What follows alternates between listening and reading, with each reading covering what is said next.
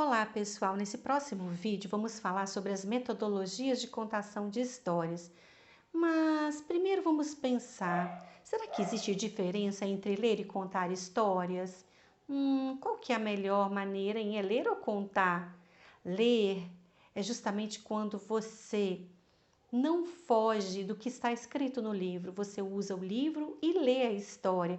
Isso é muito importante, porque a história lida, claro que com magia, com entonação, com os recursos da voz e dos gestos e das onomatopeias, dos barulhos. Essa história lida faz com que a criança entenda que esse livro está cheio de magia e ele vai querer estar sempre perto desse objeto livro, gostando de aprender com ele. Agora, contar já é diferente. Você estudou muito essa história e vai usar de vários recursos, de várias metodologias, de técnicas, para você contar essa história do seu jeito, claro, seguindo o roteiro que se encontra no livro. Como selecionar histórias para ler ou contar? Bom, a gente tem aqui as histórias como um alimento para a alma e a gente tem a história que é uma história mais materializada. Aqui nós já falamos, né, sobre a faixa etária, né? Só pensando que às vezes a gente escuta uma história para a gente aprender alguma coisa. Sempre a gente vai aprender, mas às vezes ela alimenta a alma em termos de imaginação, em termos de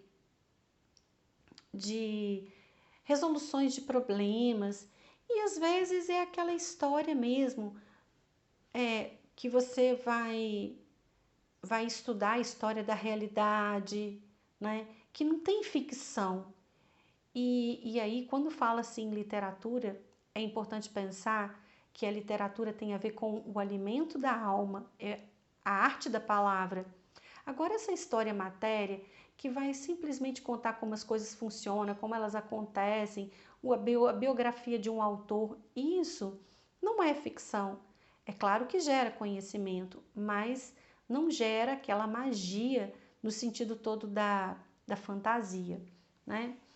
Então, as crianças de até 3 anos gostam de bichos, gostam de coisas leves, de histórias bem lúdicas, engraçadas, curtinhas, os livros chamativos, certo? E de 3 a 6, elas gostam também de histórias de bichos, mas elas gostam de contos de fadas também, de enredos simples, não com tantas personagens, gostam de poema, de trava-línguas, de parlendas.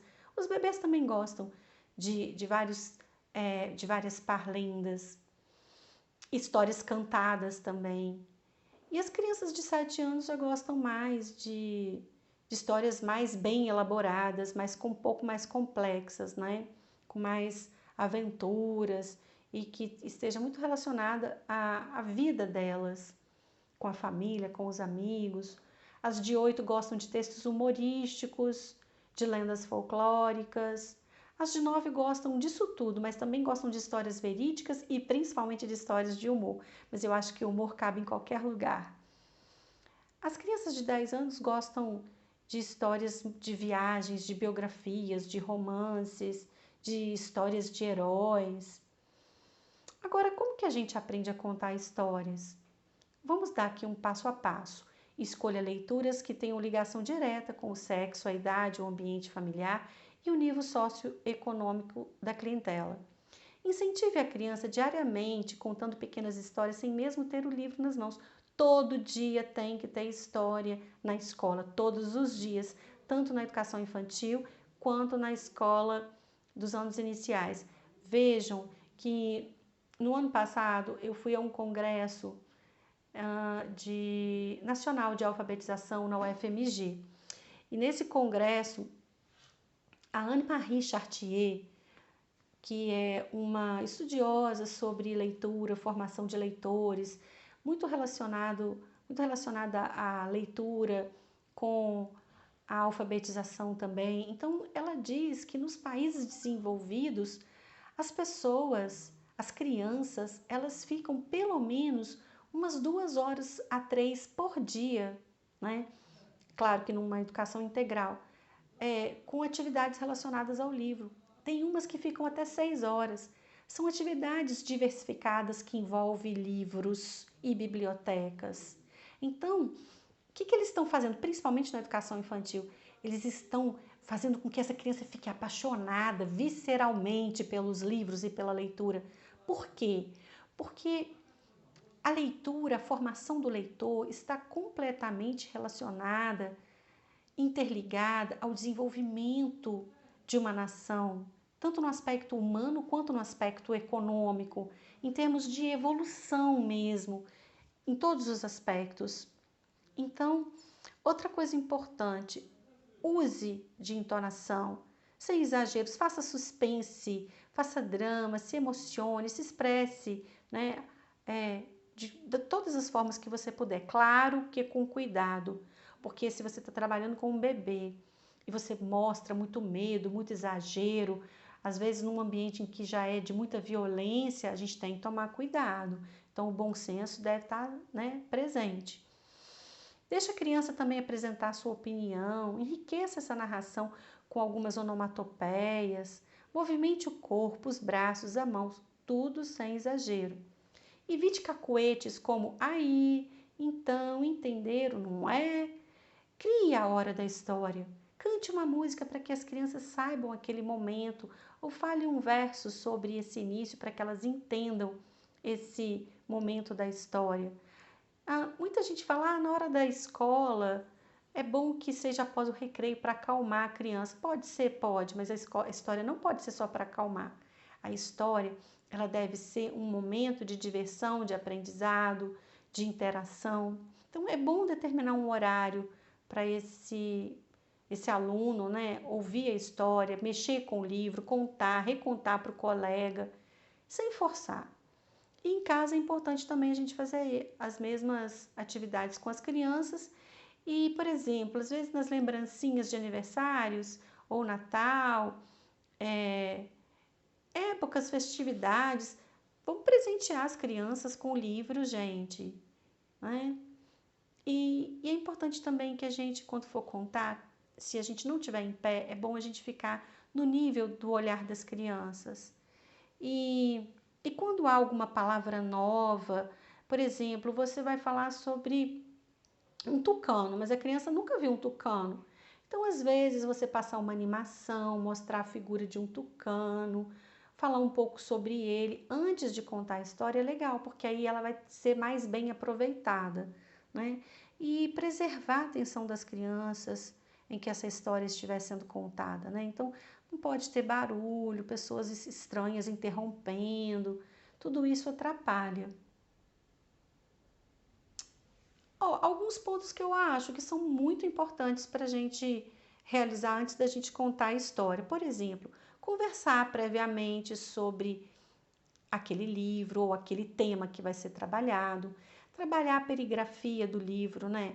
Por exemplo, explorar a capa, explorar as figuras que tem na capa, as cores, hipotetizar. O que vocês acham que vai contar, que eu vou contar nessa história? Para elas descobrirem o tema a partir da imagem. Isso você está trabalhando a habilidade da observação, né? Falar, mostrar, por exemplo, o anverso da capa, quem escreveu o livro, quem desenhou esse livro, deixar que as crianças peguem esse livro e preparar esse momento, né, para contar a história. Então, pensar em quanto tempo que você vai gastar para você fazer essa conversa prévia, para você fazer essa perigrafia, quanto tempo que dura essa narrativa, pensando que pode haver com algumas interrupções, como é que você vai lidar com elas, e como é que você vai conversar com essas crianças depois da história, né? Então, esse preparo geral para você fazer essa contação. Tudo isso tem que ser planejado, tudo isso tem que estar em consonância com a faixa etária e com a realidade dessas crianças e desse público. Eu quero apresentar aqui os 10 mandamentos da contação de histórias. Vamos lá? Primeiro, escolha uma história da qual você goste muito e deseje contar. Leia essa história muitas vezes. Feche os olhos e imagine o cenário, os personagens, o tempo e outros elementos constituintes do enredo. Escolha a voz para o narrador e para as personagens da história. Exercite seu poder de concentração. Aprenda como criar o gosto pela leitura conforme a idade do aluno. Tenha cuidado com sua postura e os vícios de linguagem. Conte para alguém antes de contar para todo mundo. Na hora de contar, olhe para todos. Olhar diz muita coisa. Seja natural, deixe falar seu coração e seduza esse ouvinte para que ele deseje ouvir novamente essa história. E aí, eis que existem alguns métodos. Vamos pensar em alguns? Olha, você pode narrar a história lendo, você pode, nessa narração, incluir alguma música, você pode implementar também materiais visuais, você pode se caracterizar e dramatizar teatralmente ou usar fantoches. Olha que bonitinho esses palitoches, feitos com roupinhas, com tecidos, palitos encapados de churrasco. Olha só que bonitinho, bolinhas de isopor. Outras possibilidades é ler a história diretamente para as crianças. Mas aí a gente precisa de se preparar bem, né? Usar uma voz alta, não tão alta, mas para que todos possam ouvir facilmente. E a gente precisa de estar animado, né? Para contar essa história. Às vezes a gente precisa de contar devagar, dependendo do ritmo da história, olhar nos olhinhos das crianças, ou vamos fazer de conta que você está levando essa criança a imaginar, não é? E se o que vocês acham que vai acontecer agora? Será que o coelho vai sair correndo? Então é bom a gente explorar esses momentos da história também. E às vezes, após a história, perguntar se alguém já passou por aquela situação, né? Não como colocar comparando ninguém como um bom exemplo e falando, tá vendo, fulano, você fez isso. Não, nada disso. O objetivo da história não é esse, né? É um aprendizado que vem comum, mas sem a gente ficar julgando ou comparando. E sempre pensar que a gente pode discutir uma temática ali que se relaciona ao comportamento desses personagens para a gente trabalhar as competências socioemocionais, para a gente desenvolver as habilidades também de análise, de interpretação, de criticidade, de respeito às opiniões, tudo isso é importante. Então a gente pode às vezes também envolver essa criança numa história participativa em que você vai contando e vai fazendo, né, com que ela participe. Você pode também, às vezes, ao contar, e que tem uma frase muito repetitiva e todo mundo repete aquela frase, né, como se fosse um eco. Você pode usar de pantomima. Pantomima é mímica, né? Você narra uma parte e pode fazer algumas mímicas, pode teatralizar, pode fazer jogo de personificação. Uma hora você é um personagem, outra hora você é outro, você tem uma caixa e ali você usa um chapéu que serve para um palhaço, e você pode usar um outro objeto que significa alguém que esteja lendo, que seja um professor, ou uma máscara de coruja. Tem métodos visuais, que são as histórias em sequências. Olha aqui, ó, essa professora, ela pegou nada mais, nada menos do que um cartaz e foi ali contando e colando, né? Pode ser num flanelógrafo, pode ser num cavalete em que você coloque ali um cartaz e vá colando. Você pode usar figuras misteriosas, você pode fazer massinha de modelar, olha aqui que legal. Dobradura para você contar a história, super legal. Você pode ir desenhando no quadro de giz e contando a história. Você pode, às vezes, fazer um acróstico.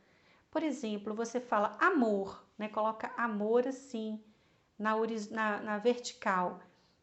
E ali na horizontal você vai colocando o A de amor, você pode colocar o nome de um personagem, né? Por exemplo, o abacaxi. O M, você pode colocar o A antes e colocar a amora. O O, você pode colocar um outro objeto. E assim vai, fazendo um acróstico e contando a história. A criança gosta. E você pode usar também esquetes, você pode entrevistar personagens, né? Que, que antes de contar uma história, se você tiver várias pessoas para auxiliar nesse processo, você pode